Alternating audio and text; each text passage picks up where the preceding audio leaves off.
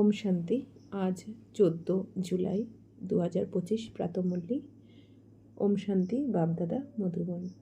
আজ মিষ্টি মিষ্টি বাবা বলছেন, মিষ্টি বাচ্চারা, বড় বড় স্থানগুলিতে বড় বড় দোকান অর্থাৎ সেন্টার খোলো, প্ল্যান বানাও, মিটিং করো, বিচার বিবেচনা করতে থাকো যে কিভাবে সেবা বাড়ানো যায়। তো আজ মিষ্টি মিষ্টি বাবা কি বলছেন যে বড় বড় স্থানগুলিতে, যেখানে বড় বড় শহর বা রাজধানী রয়েছে, বাবা বলছেন সেখানে তোমরা বড় বড় সেন্টার খোলার প্ল্যান বানাও, মিটিং করে নাও। বাচ্চারা কোথায় কিভাবে সেবা করলে আমাদের বাবাকে প্রত্যক্ষ করতে পারবো আমরা। তো বাবা বলছেন বিচার বিবেচনা করো, করে তোমরা সেবা কিভাবে বাড়ানো যায় সেটা দেখো। প্রশ্ন হলো, স্থূল জগতের 7 ওয়ার্ল্ডসের বিষয়ে তো সবাই জানে, কিন্তু সব থেকে বড় ওয়ান্ডার্স কোনটি, যেটা কেবলমাত্র বাচ্চারা তোমরাই জানো? তো উত্তর, সব থেকে বড় ওয়ান্ডার্স তো হলো এটাই যে সকলের সদ্গতিদাতা বাবা এসে এখন পড়াচ্ছেন।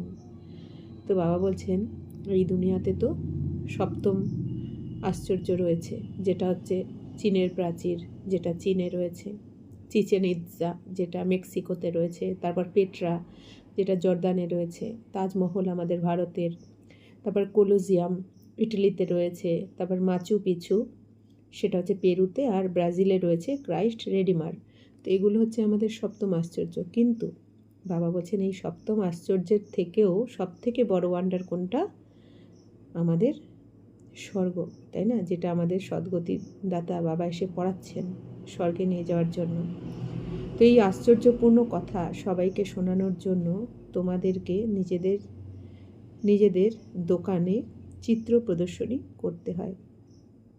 কেননা মানুষ আকর্ষণীয় চিত্র প্রদর্শনী দেখেই এখানে আসে।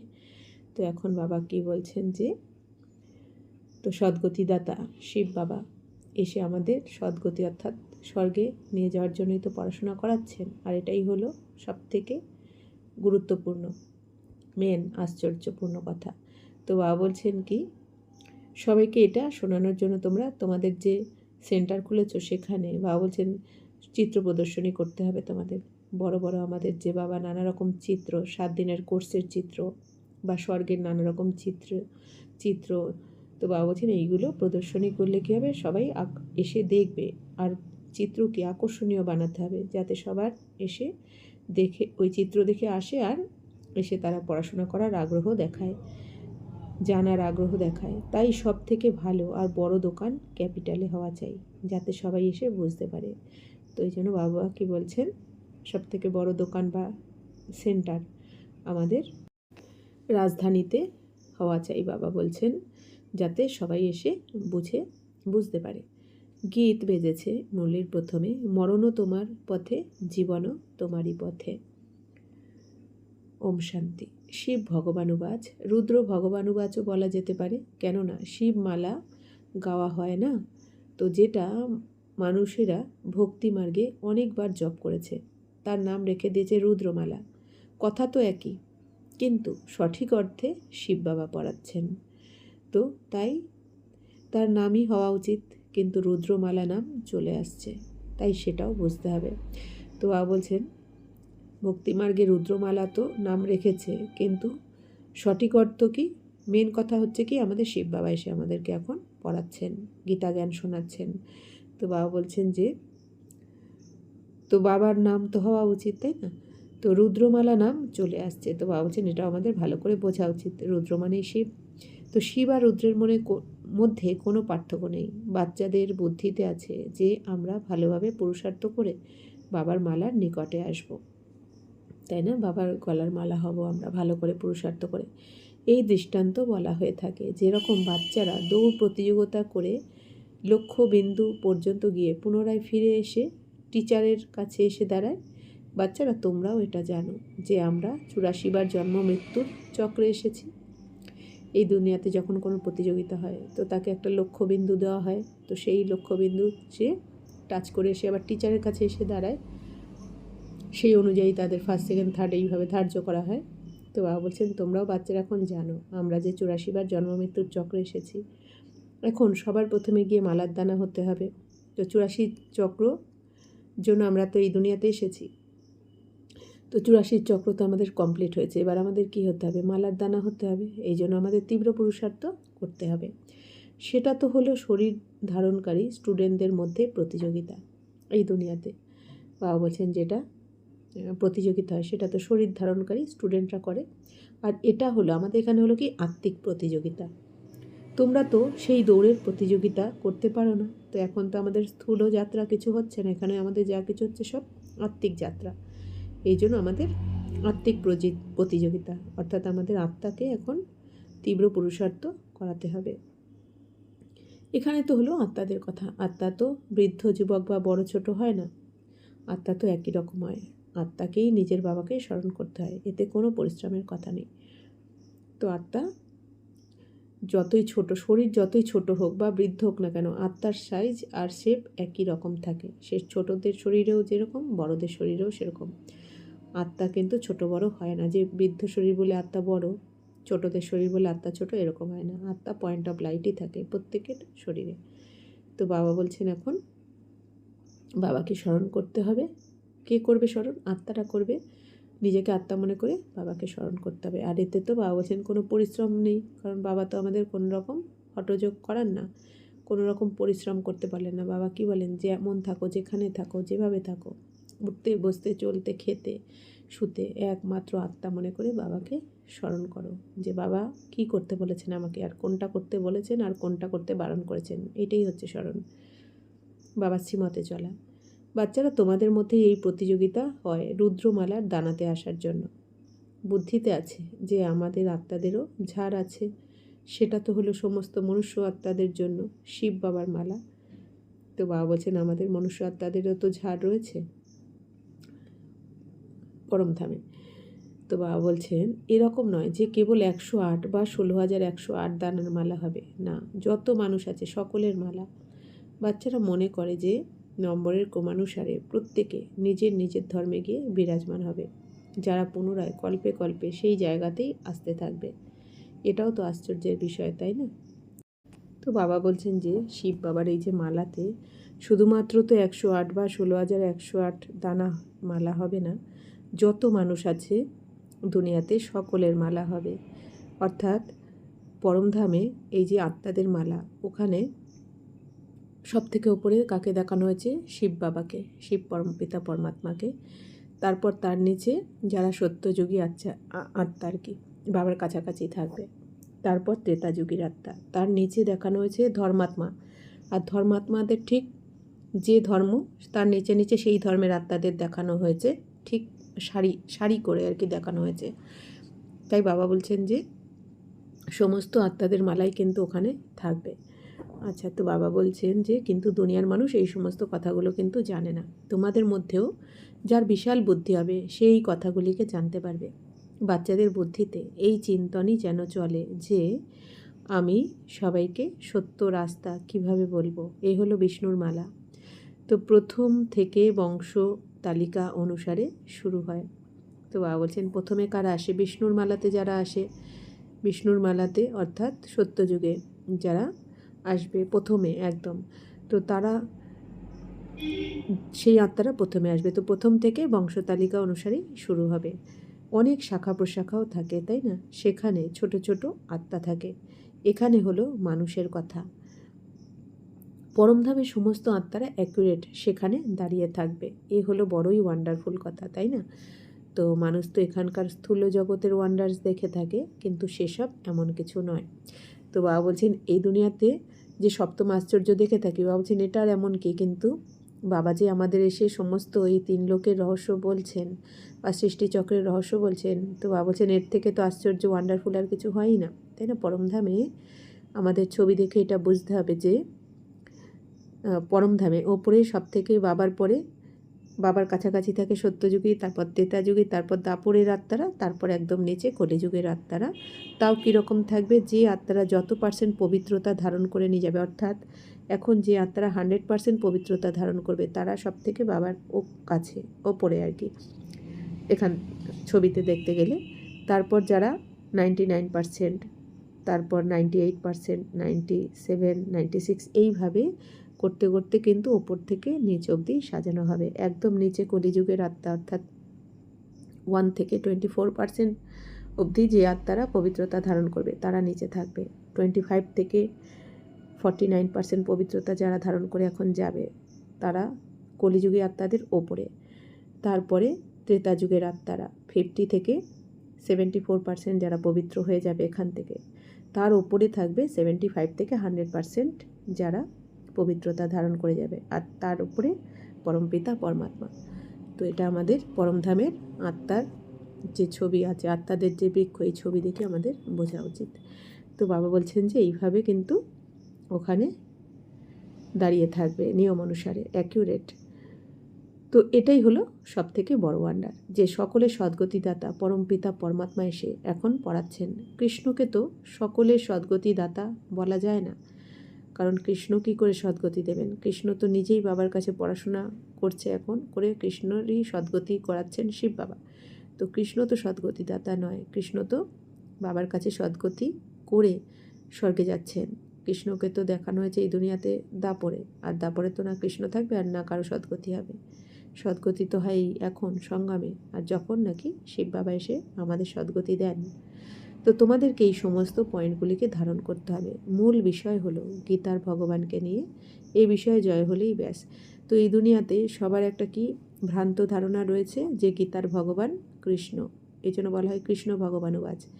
কিন্তু আমাদের বুঝতে হবে যে কৃষ্ণ তো দাপরে এসেছে, কৃষ্ণ কি করে লিখবে? আর দ্বিতীয় কথা, কৃষ্ণ যদি দাপরে আসবে তাহলে দাপরের পর তো সত্যযুগ এসে যাওয়ার কথা ছিল। কৃষ্ণ ভগবান, আর এদিকে ভগবান আসার পর কি কলিযুগ এসে গেল? এটা কি করে? আর কৃষ্ণ তো গীতা লেখেই নি, ওই গীতা তো লিখেছে ব্যাসদেব। দাপরে না কৃষ্ণ ছিল, আর না কোনো যুদ্ধ হয়েছে মহাভারতের, আর না কৃষ্ণ অর্জুনকে জ্ঞান শুনিয়েছেন। তো গীতাতেও কি লেখা রয়েছে? महाभारत के आदि पर्व का 77वां श्लोक है, অর্থাৎ মহাভারতের আদি পর্বে 77 নম্বর শ্লোকে কি লেখা রয়েছে? व्यासदेव লিখেছেন, हे गणनायक आप मेरे लेखक बने, ये ग्रंथ में मैं मेरे मन की अति उच्च अवस्था में अर्थात समाधि अवस्था द्वारा प्राप्त ज्ञान से प्रकट कर रहा हूँ, जो कि मेरे ही मन की कल्पनाओं का विस्तार है। অর্থাৎ ব্যাসদেব কি বলছেন যে গণনায়ক অর্থাৎ গণেশকে বলছেন যে আপনি আমার লেখক হন, আর আমি এই গ্রন্থতে আমার মনের অতি উচ্চ অবস্থাতে গিয়ে অর্থাৎ সমাধি অবস্থার দ্বারা আমি যে জ্ঞান প্রাপ্ত করেছি সেটাই আমি প্রকট করছি, আর আপনি আমার মনের এই কল্পনার বিস্তার করুন। অর্থাৎ কি ব্যাসদেব কি বলছেন? যে এটা আমার মনের কল্পনার বিস্তার। তার মানে কি সত্য মহাভারত যুদ্ধ হয়নি? তাহলে তো উনি বলতেন না যে এটা আমার কল্পনার বিস্তার, তাই না? তো এগুলো আমাদের বুঝে সবাইকে প্রমাণ দিয়ে বোঝাতে হবে যে এটা তো ব্যাসদেব লিখেছেন মহাভারত, তাও আবার ওনার যেটা উনি সমাধিতে গিয়ে যেটা ওনার কল্পনা করেছেন, যেটা উনি দেখেছেন, কল্পনা করেছেন, অনুভব করেছেন, সেইটাই বিস্তার করেছেন, তাই না গীতাতে। তাহলে তো কৃষ্ণ ভগবান উবাচ হতে পারে না। তো ভগবান তো এখন এসেছেন, স্বয়ং শিবপিতা পরমাত্মা। আর বাবা যে আমাদের গীতা কথার মানেই হচ্ছে জ্ঞান। তো বাবা আমাদের যে জ্ঞান দিয়ে এখন সদ্গতি করছেন সেটাই হচ্ছে ভগবানুবাচ। এই জন্য ভক্তিমার্গে কী বলা হয়? যে ভক্তির ফল ভগবান দিতে আসেন। আবার এটাও বলা হয় যে জ্ঞানের দ্বারাই সদ্গতি হয়, তাই না? তো ভক্তির ফলই হচ্ছে জ্ঞান, আর জ্ঞানের দ্বারা সদ্গতি হয়, যে সদ্গতি এখন বাবা এসে সবাইকে দিচ্ছেন। তো বাবা বলছেন এই ব্যাপারটা যদি আমরা সবাইকে আরও বিস্তারে বোঝাতে পারি তাহলেই বাবা বলছেন জয় হবে। গীতা হলো সকল শাস্ত্রের শিরোমণি, ভগবানের মুখ নিঃসৃত বাণী। প্রথম তো এই বিষয়ে চেষ্টা করতে হবে আমাদের সবাইকে বোঝানোর, যেটা ভ্রান্ত ধারণা রয়েছে সবার মধ্যে। তো আজকাল তো মানুষ চমৎকার এবং আকর্ষণীয় চিত্র দেখতে পছন্দ করে। যে দোকানে খুব সুন্দর সুন্দর চিত্র প্রদর্শনী হয় সেখানেই মানুষ বেশি করে যায়। তো এই জন্য বাবা বলছেন কি তোমরা সুন্দর সুন্দর চিত্র বানাও, স্বর্গের চিত্র, আমাদের 7 দিনের কোর্সের যে চিত্র, সত্য ত্রেতা দাপর কলির নানা রকম চিত্র বানিয়ে বাবা বলছেন প্রদর্শনী করে সবাইকে বোঝাতে হবে। তবে সবাই আসবে, দেখবে, শুনবে, জানবে, মনে করে যে এখানে ভালো কিছু পাওয়া যাবে। বাচ্চারা ভয় পেয়ে যায়। এত বড় বড় সেন্টার খুলতে গেলে তো 1,00,000 2,00,000 সেলামি দিতে হবে, তবে মনের মতো ঘর পাওয়া যাবে। তাই বাবা বলছেন একটাই দোকান হোক এবং সেটা যেন রয়্যাল হয়। বড় দোকান বড় বড় শহরেই হয়ে থাকে, তোমাদের সব থেকে বড় দোকান হওয়া চাই ক্যাপিটালে অর্থাৎ রাজধানীতে। বাচ্চাদেরকে এই বিষয়ে বিচার সাগর মন্থন করতে হবে যে কিভাবে সেবা আরও বৃদ্ধি করা যায়। বড় দোকান দেখে অনেক বড় বড় ধনী মানুষও সেখানে আসবে। তো বাবা বলছেন আমরা বিচার সাগর মন্থন করে যদি এই প্ল্যানিং করা যায় যে কিভাবে বৃদ্ধি করা যায় সেবা। বাবা বলছেন স্টেপ তো তোমরা একটা বাড়াও, একটা কদম তোমরা বাড়াও। তো বাবা তো 1000 কদম বাড়াবেন, তাহলে করাবেন তো সব বাবাই, কারণ বাবাই করাচ্ছেন, আমরা তো নিমিত্ত। তো বাবা বলছেন কিন্তু বাবা দেখতে চান যে হ্যাঁ বাচ্চারা চেষ্টা করছে, তারপর তো বাবাই সব করিয়ে নেবেন। বড় এবং উচ্চ পদস্থ ব্যক্তিদের বলা কথা খুব শীঘ্রই চারিদিকে ছড়িয়ে পড়ে। প্রথম তো এই বিষয়ে প্রচেষ্টা করতে হবে। সেবা করার জন্য সব থেকে বড় স্থান এমন জায়গায় বানাও যেখানে বড় বড় উচ্চ পদস্থ মানুষেরা এসে দেখে এবং আশ্চর্যান্বিত হয়, আর সেখানে বোঝানোর জন্য ফার্স্ট ক্লাস আত্মা চাই। তো বাবা বলছেন যে তোমাদের সব থেকে বড় স্থান করতে হবে, এমন জায়গায় বানাতে হবে যেখানে বড় উচ্চ পদস্থ কেউ এসে অবাক হয়ে যাবে, আশ্চর্য হয়ে যাবে, আর তাদেরকে বোঝানোর জন্য বাবা বলছেন ফার্স্ট ক্লাস আত্মাও চাই, তাই না? বোঝাতে হবে ভালো করে। তো বোঝাতে বোঝাতে তো থেমে গেলে বা কনফিউজ হয়ে গেলে তো তারা মানবে না। তো কোনো একজন বিকে যদি হালকাভাবে বোঝায় তাহলে তারা বুঝে যায় যে হয়তো সমস্ত বিকেরা এই রকমই হয়। এই জন্য দোকানের সেলসম্যানও অত্যন্ত ভালো এবং ফার্স্ট ক্লাস রাখতে হবে। তো বাবা বলছেন আমরা তো সেলসম্যান, তাই না? আমরা জ্ঞানরত্নের ব্যবসা করছি। তো বাবা বলছেন কি, আর বাবা সদাগর, তো এই জন্য বাবা বলছেন যে আমাদের ভালো করে কিন্তু বোঝাতে হবে। এবার বোঝানোর আগে নিজেকে ভালো করে বুঝতে হবে, আমাদের মনন চিন্তন করতে হবে যে কি করে বোঝানো যায়, কাকে কিভাবে বোঝানো যায়, কোন। এবার আমাদের সবসময় আগে থেকে রেডি হতে হবে যে আমি এইটা বোঝালে অপর পক্ষ থেকে এই কোশ্চেনটা আসতে পারে, তো এই ধরনের কোশ্চেন করলে আমি কি অ্যান্সার দেবো, বা ওই ধরনের কোশ্চেন করলে আমি কি অ্যান্সার দেবো। এগুলো কিন্তু আমাদের মনন চিন্তন করে আগে থেকে রেডি হয়ে সবাইকে বোঝাতে হবে, না হলে তো বাবা নিন্দা করিয়ে ফেলবো আমরা, তাই না? তো বাবা বলছেন এটাও তো একটা কারবার। তাই বাবা বলেন সাহসী বাচ্চার জন্য সাহায্যকারী হলেন বাপ দাদা। তো বাবা বলছেন তোমরা সাহসের 1 কদম বাড়াও, তো বাবা সাহায্যের 1000 কদম বাড়াবেন। তো এখানকার এই বিনাশী ধন তো কোনো কাজে আসবে না, আমাদেরকে তো নিজের জন্য অবিনাশী উপার্জন করতে হবে। আর অবিনাশী উপার্জন কে করাচ্ছেন? শিব বাবা। আর এর দ্বারাই অনেকের কল্যাণও হবে। তো বাবা বলছেন এই দুনিয়ায় যে ধন উপার্জন করার জন্য আমরা ছুটছি, তো এটা তো বিনাশী ধন, যেটা আজ আছে কাল থাকবে না, এই কাগজের ধন। কিন্তু বাবার কাছে পড়াশোনা করে আমরা যে অবিনাশী উপার্জন করছি, অর্থাৎ এই জ্ঞানরত্ন যে বাবার থেকে আমরা ধারণ করছি, এটা তো কখনো বিনাশ হয় না, এটা তো আমাদের আত্মার মধ্যে রেকর্ড হয়ে যাচ্ছে। তো বাবা বলছেন যে এর দ্বারাই কিন্তু অনেকের কল্যাণ হবে। যেরকমভাবে এই ব্রহ্মাও করেছেন, বাবার আশ্রয় থেকে কি কেউ না খেতে পেয়ে মরবে নাকি? তোমরাও খাবে, এরাও খাবে। তো বাবা বলছেন যে এটা বুঝতে হবে আমাদের, স্বয়ং বাবার কাছে আমরা এসেছি, বাবার শরণে। বাবার বাচ্চারা, স্বয়ং ভগবানের বাচ্চারা কি কখনো না খেয়ে থাকতে পারে? তো সবসময় আমাদের বাবার প্রতি নিশ্চয় রাখতে হবে, সমর্পণ ভাব রাখতে হবে যে রচয়িতাকে বাবা, সেবাকার বাবার, দায়িত্বকার বাবার, বাচ্চাকার বাবার, আমরা বাবার বাচ্চা।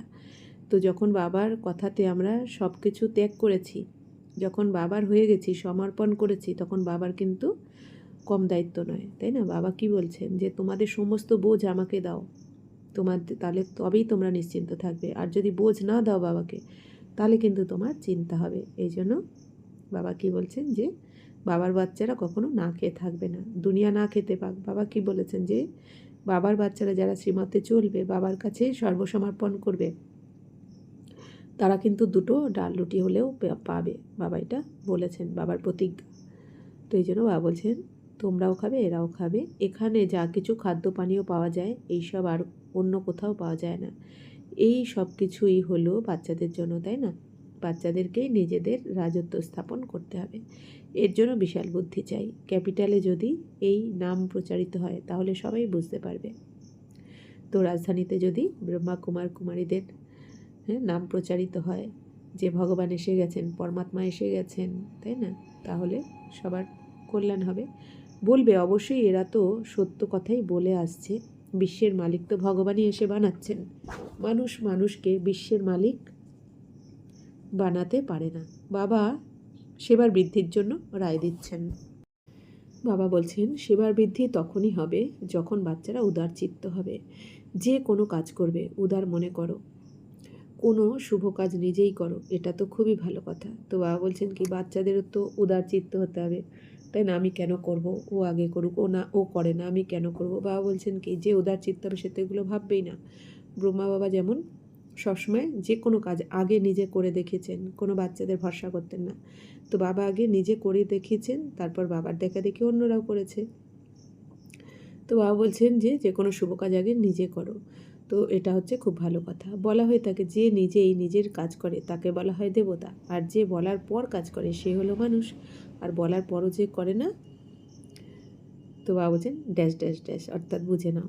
তো বাবা তো হলেন দাতা। বাবা কি কাউকে বলতে পারেন যে এটা করো, এই কাজে এই পরিমাণ প্রয়োগ করো? না। বাবা বোঝাচ্ছেন যে বড় বড় রাজাদের হাত কখনো বন্ধ থাকে না। অর্থাৎ যারা বড় বড় রাজা হয় তারা তো সবসময় দান ধ্যান করতেই থাকে। তো আমরাও তো বড় থেকেও বড় রাজা হতে যাচ্ছি, দেবী দেবতার থেকে তো উচ্চ পদ হয়ই না। তাহলে আমাদের সবসময় কি এগিয়ে যেতে হবে? তন মন ধন জন সব কিছুর দ্বারা আমাদের বাবার এই কাজে এগিয়ে দেওয়া উচিত। তো বাবা বলছেন কি আমরা অনেক সময় মনে করি কি যে যদি এটা দেবো, যদি পরে আমার অসুবিধা হয়। তো বাবা তো কখনো বলেন না যে সর্বস্ব দিয়ে দাও, কিন্তু আমাদের যতটা আমরা পারা যায় আমরা যদি এই শ্রেষ্ঠ কাজে ইউজ করতে পারি তো তাহলেও অহসৌভাগ্য। তো বাবা বলছেন রাজারা সব সময় দান করতে থাকেন। বাবা রায় দিচ্ছেন যে সেখানে গিয়ে কি করতে হবে, সতর্কতাও প্রচুর অবলম্বন করতে হবে। মায়ের ওপরে বিজয় প্রাপ্ত করতে হবে, কারণ প্রাপ্তি হলো অনেক উঁচু। তো বাবা বলছেন আমাদের এখন যে মায়া রাবণ 5 বিকার এর ওপরে কিন্তু আমাদের এখন বিজয় প্রাপ্ত করতেই হবে, কারণ প্রাপ্তি তো অনেক উঁচু, এর থেকে উঁচু প্রাপ্তি আর কিছু হয় না পুরো কল্পে। অন্তিম সময়ে রেজাল্ট বেরোবে, তারপর যে খুব ভালো নম্বর নিয়ে পাশ হবে তার খুশিও অনেক হবে। তো বাবা বলছেন অন্তিম সময় যখন আমাদের রেজাল্ট বেরোবে, তো আমাদের উঁচু পদ কিসের ওপর নির্ভর করছে? আমাদের পবিত্রতা আর স্থিতির ওপর।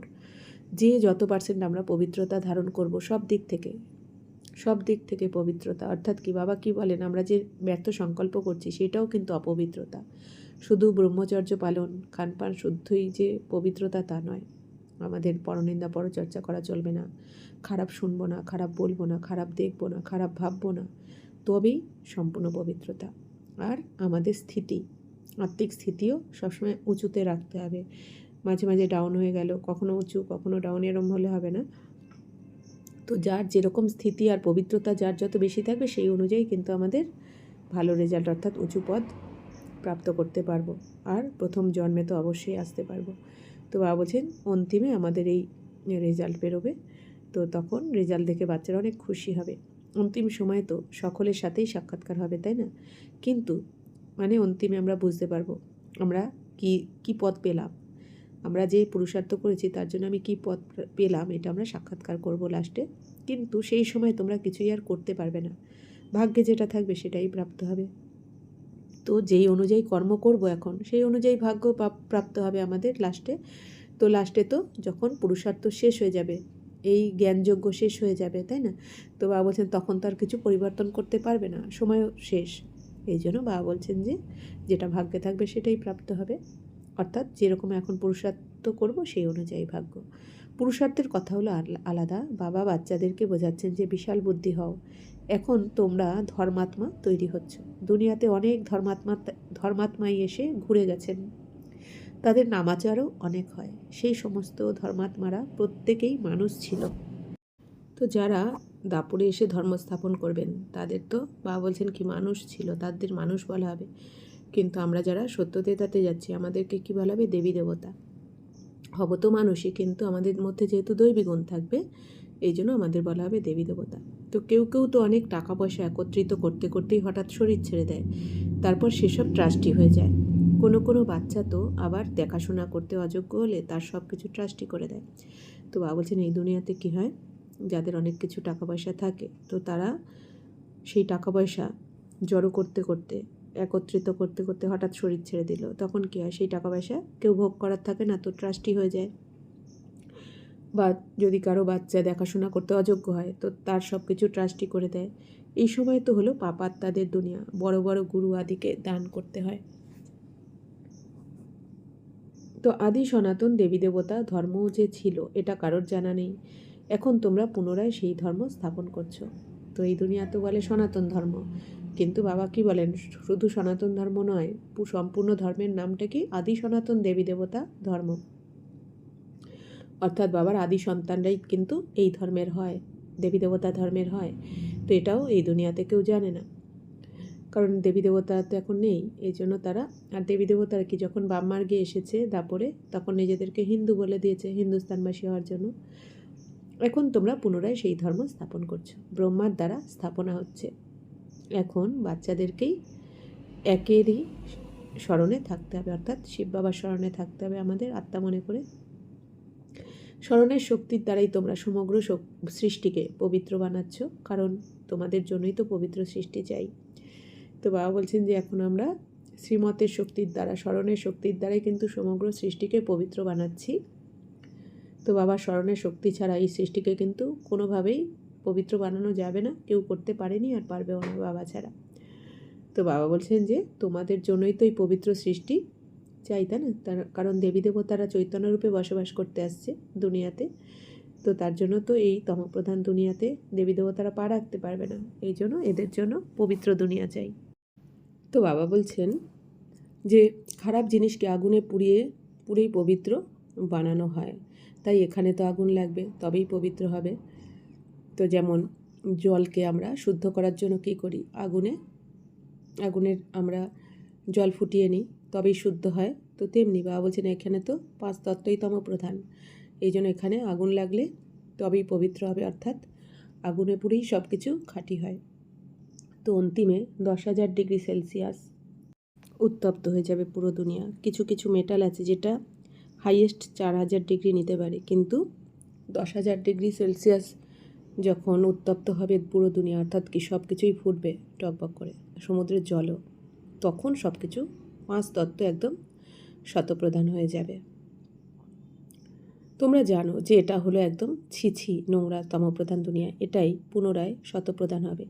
এটাই হলো জ্ঞানযোগ্য, তাই না? তোমরা হলে ব্রাহ্মণ, এটাও তোমরা জানো যে শাস্ত্রতে অনেক কথা লিখে দিয়েছে। যজ্ঞে দক্ষ প্রজাপতিকে দেখানো হয়েছে।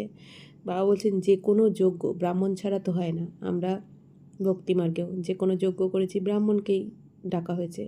তো এটাও হচ্ছে কি রুদ্র গীতা জ্ঞান যজ্ঞ, তো এর জন্য ব্রাহ্মণ চাই।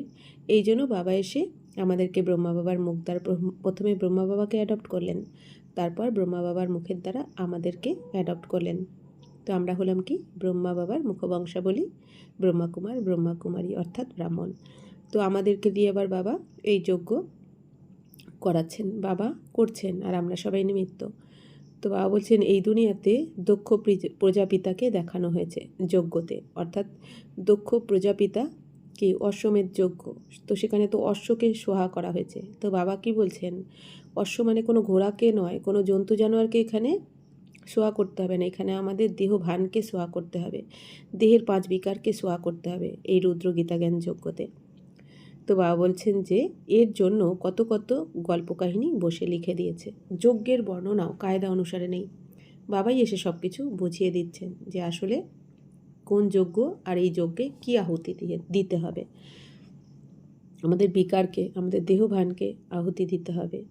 তো এখন বাচ্চারা তোমরাই শ্রীমত অনুসারে জ্ঞানযজ্ঞের রচনা করছো, এটাই হলো জ্ঞানযজ্ঞ। আবার বিদ্যালয়েও বলা যায়। তো জ্ঞান আর যজ্ঞ দুটো শব্দ হলো আলাদা আলাদা। তো একদিকে বিদ্যালয়ে আমরা জ্ঞান শুনছি, পড়াশোনা করছি, আর যজ্ঞতে কী করছি আমরা, আহুতি দিচ্ছি কিসের, পুরানো আমাদের দেহভানকে, 5 বিকারকে। তো যজ্ঞের মধ্যে আহুতি প্রদান করতে হয়। জ্ঞান সাগর বাবাই এসে যজ্ঞ রচনা করেন, এটা হলো সবথেকে বড় যজ্ঞ, যেখানে সমগ্র পুরানো দুনিয়া সোয়া হয়ে যায়।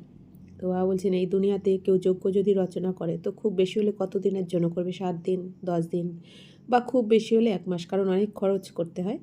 কিন্তু বাবা যখন আসেন এই দুনিয়াতে তখন 100 বছরের জন্য বাবা এই যজ্ঞ রচনা করেন। এই জন্য বাবা বলছেন সব থেকে বড় যজ্ঞ হলো এটা, যেটাতে পুরো দুনিয়াই, পুরানো দুনিয়াই সোহা হয়ে যায়। তাই বাচ্চাদেরকে এখন সেবার প্ল্যান বানাতে হবে। যদিও গ্রামে গ্রামে গিয়েও সেবা করতে হবে। তোমাদেরকে অনেকেই বলে যে গরিবদেরকে এই জ্ঞান দিতে হবে। তারা কেবল রায় শোনায়, নিজেরা কিছু কাজ করে না, সেবা করে না, কেবল রায় দেয় যে এই রকমভাবে করো, এই রকম করলে খুব ভালো হবে। তো বাবা বলছেন লৌকিক পড়ার সাথে সাথে এই পড়াও তোমরা পড়ছো, পড়াশোনার দ্বারাই কথা বলার কলা কৌশল রপ্ত হয়, তোমাদের চালচলনও খুব ভালো হয়ে যায়। তো বাবা বলছেন বাবার কাছে পড়াশোনা করে আমরা এই জ্ঞানের দ্বারা বাবা বলছেন তোমাদের চালচলন খুব রয়্যাল হয়ে যায়।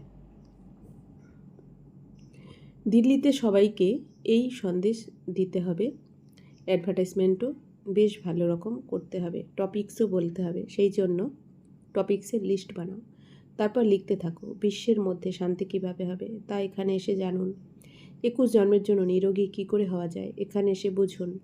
এই রকম খুশির কথা সেখানে লিখতে হবে। 21 জন্মের জন্য নিরোগী সত্যযুগী ডবল মুকুটধারী হওয়ার জন্য এখানে আসুন।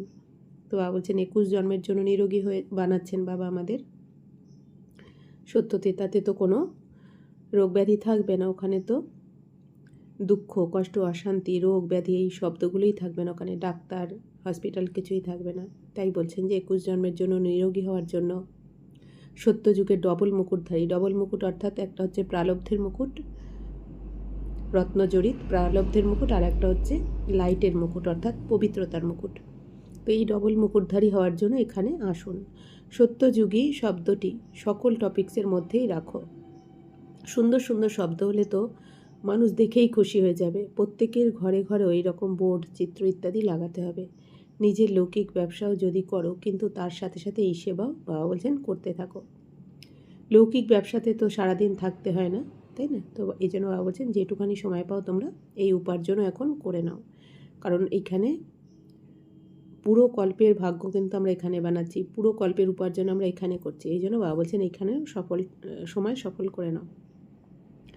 এই অসীম জগতে সেবা করার জন্য কত বিশাল বুদ্ধি হওয়া চাই। আমরা বিশ্বের ওপর জিত প্রাপ্ত করছি, কালের ওপরেও আমরা জয় প্রাপ্ত করে অমর হচ্ছি।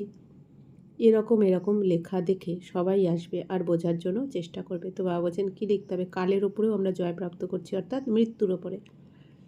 এই দুনিয়াতে সবাই কী বলে মৃত্যু লোকে কলিযুগে, যে মরে যেতে ভয় পায়, যে আমি মরে যাব, যদি মরে যাই ভয় পায়। কিন্তু এখন আমরা কি জানি? আমরা তো আত্মা, আর আত্মা তো অজর অমর অবিনাশী, তাই না? আত্মার তো কখনো মৃত্যু হয় না। তো এই জন্য মৃত্যুর ওপর কি কালের ওপর আমরা জয় প্রাপ্ত করছি। তো বাবা বলছেন এরকম লেখা যদি আমরা লিখি আমরা, তাহলে সেটা দেখে সবাই বোঝার জন্য আসবে। অমর লোকের মালিক তোমরা কিভাবে হতে পারবে সেটা এখানে এসে বুঝুন। তো এইভাবে আমাদের লিখে দিতে হবে। বাবা বলছেন অনেক টপিকসই লেখা যেতে পারে, তোমরা যে কাউকেই বিশ্বের মালিক বানাতে পারো, সেখানে কোনো দুঃখের নাম গন্ধ থাকবে না স্বর্গে। বাচ্চাদের তো এই বিষয়ে অনেক খুশি হওয়া চাই। বাবা আমাদেরকে পুনরায় কী থেকে কী বানাতে এসেছেন, কড়ি থেকে হীরের তুল্য বানিয়ে দিচ্ছেন বাবা। তো বাচ্চারা জানে যে পুরানো সৃষ্টি থেকেই নতুন তৈরি হবে, মৃত্যুও সামনে অপেক্ষা করছে। তোমরা এখন দেখতে পাচ্ছ যে বিভিন্ন দেশে যুদ্ধ লাগার জন্য প্রস্তুত। বড় কোনো যুদ্ধ লেগে গেলে তো সমস্ত খেলাই সমাপ্ত হয়ে যাবে। তো তোমরা তো এসব খুব ভালোভাবে জানো, তাই না? তো আর খুব শিগগিরই তো তৃতীয় বিশ্বযুদ্ধ লাগতে চলেছে আমরা জানি। এই জন্য বাবা বারবার আমাদের অ্যাটেনশান দিচ্ছেন যে তোমরা তাড়াতাড়ি করো, শীঘ্র করো। বাবা খুব ভালোবাসার সাথে বলেন যে মিষ্টি বাচ্চারা, বিশ্বের বাদশাহী তো তোমাদের জন্যই, তো তোমরাই বিশ্বের মালিক ছিলে, ভারতেই তোমরা অনেক সুখ গ্রহণ করেছ। তো বাবা বারবার আমাদের মনে করছেন, স্মৃতিচারণ করছেন যে বাচ্চারা তোমরাই তো বিশ্বের মালিক ছিলে, তোমরাই তো তোমাদের রাজত্ব হারিয়ে ফেলেছ দাপরে এসে। তো আবার যদি সেটা যেটা ছিলে, তোমাদের যা ছিল আর তোমরা যা ছিলে, যদি সেই জায়গাতে আবার ফিরে যেতে চাও, তাহলে আমার শ্রীমতে চলো। বারবার বাবা আমাদের এটাই বলছেন। সেখানে রাবণ রাজ্য হয়ই না, অর্থাৎ সত্যতে তাতে তো বিকার থাকবেই না কোনো। এসব চিন্তা করে অনেক খুশিতে থাকতে হবে। বাচ্চাদের নিজেদের মধ্যে আলাপ আলোচনা করে প্ল্যান তৈরি করতে হবে, সংবাদপত্রেও দিতে হবে। দিল্লিতে এরোপ্লেনের মাধ্যমে আকাশ থেকে বাবার পর্চা ছড়িয়ে দিতে হবে, যেটা বাবা এখন আজকাল মুরলিতে রোজই বলছেন যে বাবার পর্চা ছড়াতে হবে এরোপ্লেনের মাধ্যমে, যেই সেবাটা হতে চলেছে আর কি সামনে। বাবা তো হলেন ব্যবসাদার, তাই না? তোমাদের থেকে নষ্ট হয়ে যাওয়া 1 পয়সা নিয়ে পরিবর্তে কী দিচ্ছেন? এই জন্যই তাকে দয়ার সাগর বলা হয়। তো বাবা আমাদের থেকে কী নিচ্ছেন? বিনাশী ধন, যেটা আজ আছে কাল থাকবে না, কাগজের ধন, যেটার কোনো মূল্য নেই। আর সেটা নিয়ে বাবা কি বলছেন? বিনাশী ধন নিয়ে আমাদের কি দিচ্ছেন? স্বর্গের দেবী দেবতা বানিয়ে দিচ্ছেন, 84 জন্মের ভাগ্য বানিয়ে দিচ্ছেন, সোনার মহল দিচ্ছেন। এই জন্য বাবা নিরোগী বানিয়ে দিচ্ছেন। এই জন্য বাবাকে কি বলা হয়? দয়ার সাগর। কড়ি থেকে একদম হীরার মতো তৈরি করছেন এখন। মানুষকে দেবতা বানিয়ে দেন, মানুষ থেকে দেবতা বানান শিব বাবা। এই জন্য বাবাকে আবার জাদুকরও বলা হয়। সব কিছুর কারণ এক বাবাই। বাবা যদি না আসতেন তাহলে কি তোমাদের মহিমা হতো? তাই না? বাবা যদি না আসতেন তাহলে তো আমরা যেরকম ধাক্কা খাচ্ছিলাম, ঠোকর খাচ্ছিলাম, ওরমই অন্ধকারে আমরা ঠোকর খেতে থাকতাম। বাবা না আসলে তো এই আলোর পথ দেখতামই না আমরা, আর মহিমাও হতো না। বাচ্চারা, তোমাদের এই খুশিতে থাকতে হবে যে স্বয়ং ভগবান আমাদেরকে পড়াচ্ছেন। এম অবজেক্ট, নর থেকে নারায়ণ হওয়া, সেটাও সামনে উপস্থিত। প্রথম যারা অব্যভিচারী ভক্তি শুরু করেছিল তারাই এসে উচ্চপদ প্রাপ্ত করার জন্য পুরুষার্থ করবে। তো বাবা বলছেন আমরা যে আমাদের লক্ষ্য কি? এখন নারী থেকে লক্ষ্মী আর নর থেকে নারায়ণ হব। তো বাবা বলছেন সেটা তো সামনেই উপস্থিত। অর্থাৎ বাবা তো 100 বছরের জন্য এসেছেন, সঙ্গম যুগ 100 বছরের জন্য, তার মধ্যে তো 89 বছর হয়ে গেছে, তাই না? এই জন্য বাবা বলছেন কি আর আর অল্প সময় বাকি আছে। প্রথম যারা বাবা বলছেন অব্যভিচারী ভক্তি করেছিল, অব্যভিচারী ভক্তি কখন হয়েছিল? দাপরের একদম প্রথমে। তো তখন যারা ভক্তি শুরু করেছিল বাবা বলছেন তারাই এসে আবার উঁচুপদ প্রাপ্ত করার জন্য পুরুষার্থ করবে। বাবা কত সুন্দর সুন্দর পয়েন্টস বোঝাচ্ছেন, বাচ্চারা তো ভুলে যায়। তাই বাবা বলেন যে পয়েন্টস লেখো, টপিকস লিখতে থাকো। ডাক্তারেরা অনেক বই পড়ে, তোমরা হলে মাস্টার আত্মিক সার্জেন। তো বাবা এত কিছু আমাদের বোঝান, যদি আমরা লিখে না রাখি তাহলে তো ভুলে যাব, আর কাউকে বোঝানোর সময় হয়তো সেই পয়েন্টসটাই দরকার পড়বে। এই জন্য আমাদের লিখে রাখা উচিত। তো তোমরা হলে মাস্টার আত্মিক সার্জেন, বাবা সুপ্রিম সার্জেন, আমরাও তার সন্তান, মাস্টার আত্মিক সার্জেন। তোমাদেরকে শেখানো হয় যে কিভাবে আত্মাদের মধ্যে ইঞ্জেকশন প্রয়োগ করতে হয়। এ হলো জ্ঞানের ইঞ্জেকশন, এতে ছোঁচ ইত্যাদি কিছুই থাকে না। তো বাবা কি বলছেন? আমরা কিভাবে জ্ঞানের ইঞ্জেকশন দিই? সবাইকে আত্মা মনে করিয়ে দিয়ে যে তুমি দেহ নয় এই দুনিয়াতে, কি যে তুমি দেহ নও, তুমি আত্মা। কীভাবে 84 জন্ম আমরা নিয়েছি সেটাই তাকে জানানো হয়। আত্মার পরিচয়, পরমাত্মার পরিচয়, সৃষ্টিচক্রের পরিচয় দেওয়া, অর্থাৎ কি জ্ঞানের ইঞ্জেকশন প্রয়োগ করা। তো মায়ার অনেক অপোজিশনও রয়েছে, সেই জন্য বাবা বলেন যে চার্ট রাখো আর সেবার চিন্তা করো, তাহলেই অনেক খুশিতে থাকবে। হয়তো কেউ খুব ভালো মুরলি শোনায় কিন্তু যোগ করে না। বাবার কাছে সত্য থাকাও অনেক কঠিন কাজ। যদি কেউ মনে করে যে আমি খুব ভালো পুরুষার্থ করছি, তাহলে বাবাকে স্মরণ করে সেই চার্ট বাবাকে লিখে পাঠাও। তো বাবা বলেন যে কেউ যদি বলে যে আমি সারাদিন বাবা বাবা করি, বাবাকেই স্মরণ করি, বাবা বলছেন যে আমি এটা মানি না। কারণ যে বাবাকে ভালোবাসবে, যে বাবার স্মরণে থাকবে, সে বাবার শ্রীমত ফলো করবে অমৃতবেলা থেকে রাত্রিবেলা চার্ট লেখা অবধি। তো এই জন্য বাবা বলছেন কি আগে চার্ট লিখে বাবাকে পাঠাও, তুমি যদি স্মরণ করে থাকো। কতটা স্মরণ করেছো সেটা লেখো, তাহলে বাবা বুঝবেন যে তুমি সত্য কথা বলছো নাকি মিথ্যা। আচ্ছা, বাচ্চাদেরকে বোঝানো হলো যে সেলসম্যান হতে হবে অবিনাশী জ্ঞানরত্নের। তো বাবা সদাগর, আমরাও জ্ঞানরত্নের ব্যবসা করছি বাবার সাথে। এই জন্য আমাদেরকে সেলসম্যান হতে হবে ভালো, যত ভালো সেলসম্যান হওয়া যায়, তাই না? তো তাদের কি হয়? তাদের তো পদও উঁচু হয়ে যায়। এই দুনিয়াতেও প্রমোশন হয়ে যায় না, তেমনি আমাদেরও উঁচু পদ হবে যদি আমরা সবাইকে সুখের রাস্তা, শান্তির রাস্তা দেখাতে পারি। अच्छा मीठे मीठे सिकिलदे बच्चों प्रति माता पिता बाप दादा का याद प्यार और गुड मॉर्निंग। रूहानी बाप की रूहानी बच्चों को नमस्ते। हम रूहानी बच्चों की रूहानी बाप दादा को पदम गुना नमस्ते नमस्ते नमस्ते। थैंक यू बाबा, शुक्रिया बाबा। ধারণার জন্য মুখ্যসার। 1 নম্বর, এম অবজেক্টকে সামনে রেখে মত্ত থাকতে হবে। মাস্টার আত্মিক সার্জেন হয়ে সবাইকে জ্ঞানের ইঞ্জেকশন প্রয়োগ করতে হবে। তো এম অবজেক্ট আমাদের কি? নর থেকে নারায়ণ বা নারী থেকে লক্ষ্মী হওয়া। তো এই নেশাতে আমাদের থাকতে হবে, আর আত্মিক সার্জেন হয়ে সবাইকে জ্ঞানের ইঞ্জেকশন দিতে হবে। সেবার সাথে সাথে স্মরণেরও চার্ট রাখতে হবে, তবেই খুশিতে থাকবে। তো বাবা বলছেন সেবা আর স্মরণ, তো এর ব্যালেন্স রাখতে হবে। শুধু সেবা করলেও হবে না, আবার শুধু স্মরণ করলেও হবে না। সেবাও করতে হবে, তার সাথে সাথে স্মরণও করতে হবে, বাবার শ্রীমতেও চলতে হবে। বাবার সাথে কম্বাইন্ড হয়ে সেবা করতে হবে। তো বাবা বলছেন স্মরণ না করলে, স্মরণের চার্ট না রাখলে তোমরা খুশিতে থাকবে না। 2, কথাবার্তা বলার ম্যানার্স খুব সুন্দর রাখতে হবে। আপনি আজ্ঞে করে কথা বলতে হবে, প্রতিটি কাজ উদার চিত্ত হয়ে করতে হবে। তো বাবা বলছেন আমাদের সবাইকে সম্মান দিয়ে কথা বলা উচিত, কথাবার্তা বলার ম্যানার্সও সুন্দর হওয়া উচিত। বরদান, সকল কর্মেন্দ্রিয়ের আকর্ষণ থেকে দূরে কমল সমান থাকা দিব্য বুদ্ধি আর দিব্য নেত্রের বরদানই ভব। বাপদাদার দ্বারা প্রত্যেক ব্রাহ্মণ বাচ্চার জন্ম হতেই দিব্য সমর্থ বুদ্ধি আর দিব্য নেত্রের বরদান প্রাপ্ত হয়েছে। তো যখনই আমরা ব্রাহ্মণ বাচ্চা হয়েছি, অর্থাৎ 7 দিনের কোর্স করেছি, তাই না, বাবার বাচ্চা যেদিন থেকে হলাম তখন থেকেই তো আমরা দিব্য সমর্থ বুদ্ধি পেলাম যে আমি আত্মা, আমি দেহ নই, আর দিব্য নেত্রেরও বরদান। তো আমাদের জ্ঞান চক্ষু বাবার খুলে দিলেন। আগে আমরা এই স্থূল চোখ দিয়ে কী দেখতাম? দেহকে দেখতাম। এখন আমাদের আত্মিক চোখ দিয়ে কী দেখি? সবাইকে আত্মা ভাই রূপে দেখি।